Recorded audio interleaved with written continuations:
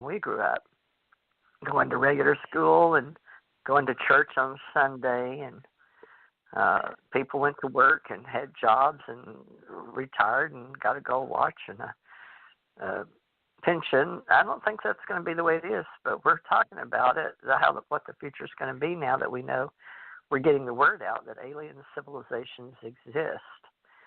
And we are alien contact experiencers all our lives. And right. how they compare. And, there's other people telling their stories now, all these podcast people telling their stories. And maybe MUFON will be able to get a lot of them. We filled out the questionnaire, but it leaned more towards alien abductees and being more of a victim. I didn't care for the questioning, but I only got 10 out of 30, I think. Maybe 12 out of 30, I don't know. But Earl Grey said they're stacked questioningly. They don't want people that answer all of them. Yes. So I don't know what they're doing with that. But I don't want to be stuck like a pincushion. I don't want to be a lab rat. But I don't mind helping people if they're telling their true story and trying to figure out their spiritual path and the journey that we're all on with beings that come and go. And I was always told I was special and I was chosen. That's part of my thing. Even the governor of Louisiana. I always said that people would say, "Oh, you're going to do great things someday," and you believe it when you're a kid, Yeah, you really do. Well, they're hoping to inspire you to do something, so there's good intentions. There's nothing wrong with that. It definitely, it's hard being a kid. You need to develop your self-sense for who you are, separate from your parents, separate from everybody else, so you become an individual. So. Well, we've got a little bit less than a half an hour. We knew we weren't going to get out of our childhood, and I think that's fine. It's good to slow this down. I mean, we've got a lot of episodes. We didn't even get into the teen years. I heard your story, but every time we say it, we get a little bit more details. So I wanted to go back and see what else. So we've got the story, White Sands. Now let's see. Let's do some out-of-body near-death experiences. So you went out of your body when you had hepatitis, and you were what, 8 or something? What happened when you died? Well, I was over my body, but I was watching the angels. They were in the corner. And what were they doing? Talking to me. They were up What in did the they say?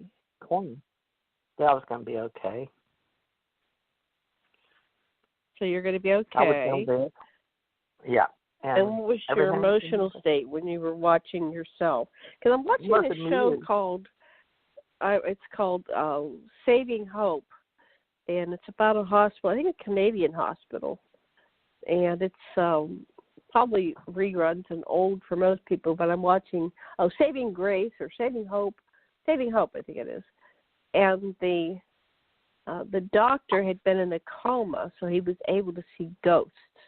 He was able to see people when they were out of body, like you. So you were out of body, and yet you were interacting with these. And I've had that same experience of being out of body. To the people that are looking at me, I look like I'm dead or in a comatose type state, but then there's all this stuff going on. So you were talking to some angels. What did they look like?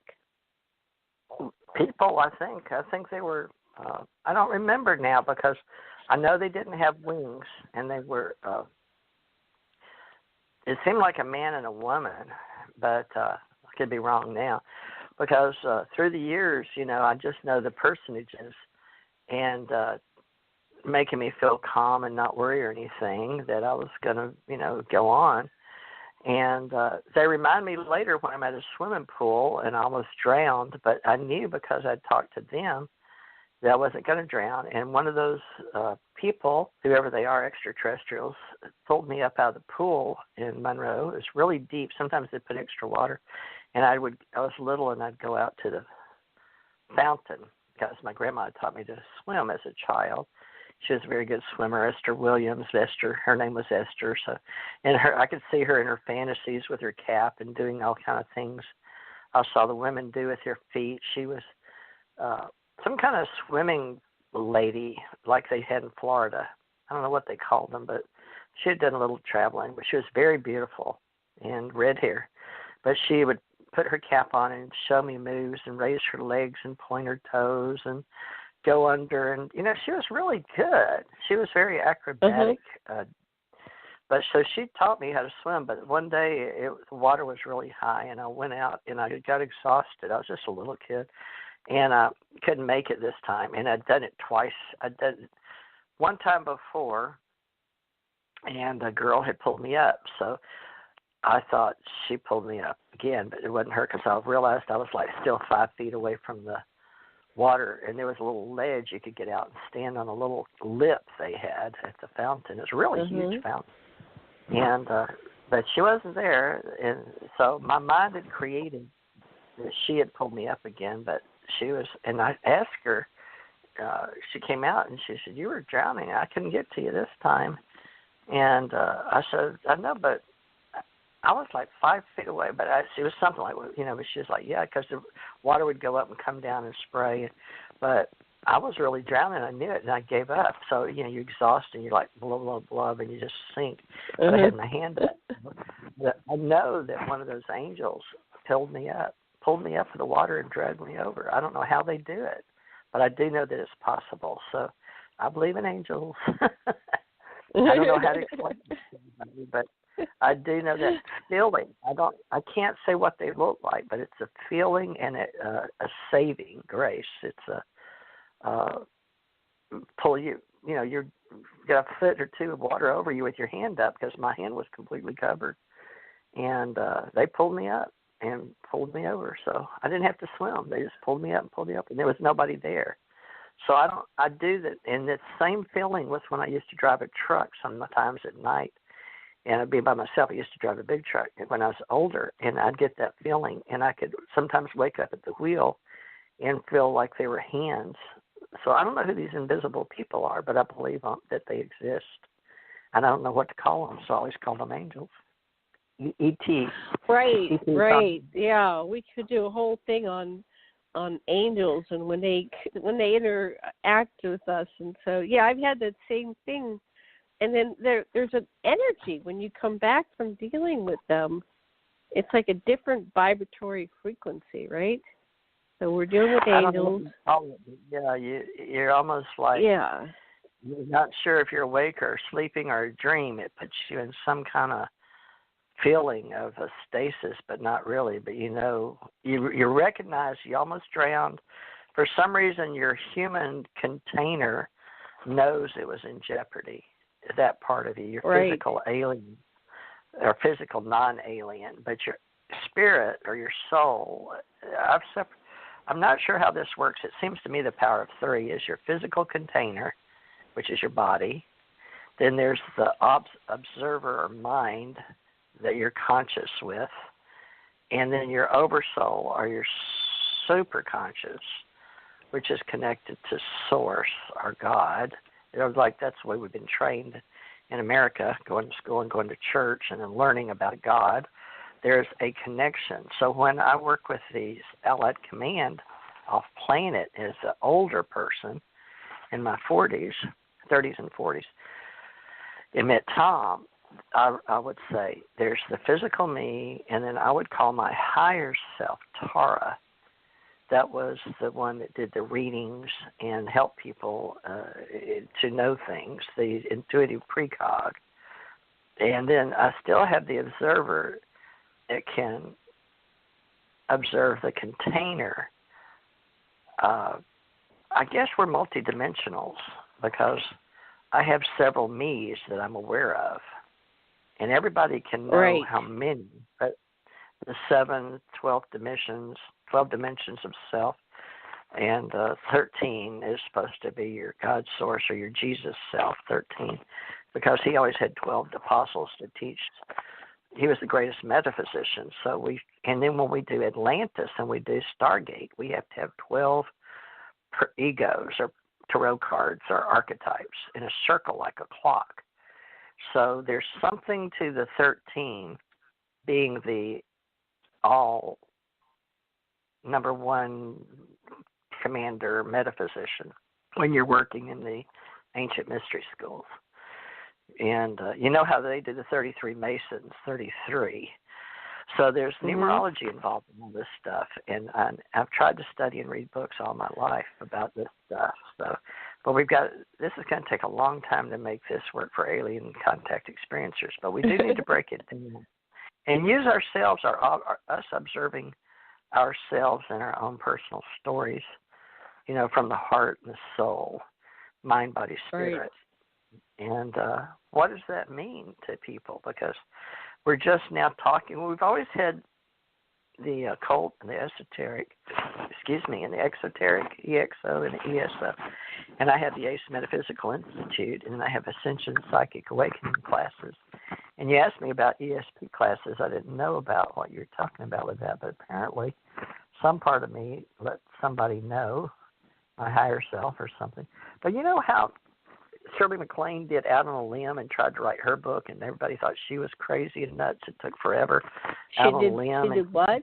Oh, Out on a Limb, yeah. Well, I loved that book. I would be on ski vacation. I'd go skiing with my friends and stuff, and then there were just times where, you just curl up in front of the fireplace with a good book, and I read all Shirley MacLaine's books, and they were just wonderful. She was a great writer, and she gave us permission. To be different. Well, she had a channeler, Amina, and so channeling. She talked about her channeler. Yeah, I broke it down and teach it, but it was a big thing in the 70s and 80s, and then when I was in the Navy. So I've got a book on all that in my. All the different ways to teach that. Still have some ways to help people learn to do that. But channeling wasn't for everybody. And then we started wondering who we were channeling. And it teaches this and this. And I have an explanation for all that. But a lot of people, it's something we learned in our spiritual path. And some people did, and some have soul purpose, and some don't. Some have past lives, some don't. Some are new. So it's a whole study and research that developed, and then Dolores Cannon came along and gave permission. Shirley MacLaine in one way, and most people don't know she has her own way of. They changed the name of what she was teaching to take people back in hypnotic regression and talk to their higher selves and old souls and star people. People can look at Dolores Cannon and see her work. And you and I are starting another level. We're going to the next level, as you say. Right. So I think we're going to take it further. So let's do one more thing and then call it a day. It's 43 before the hour, and so let's see. Let's go down. What else happened before you were the age of 10? Do you have anything else you want to share that happened before you were the age of 10? Can't remember anything. How about you? Well, I had an episode where I was trying to integrate into being like this human.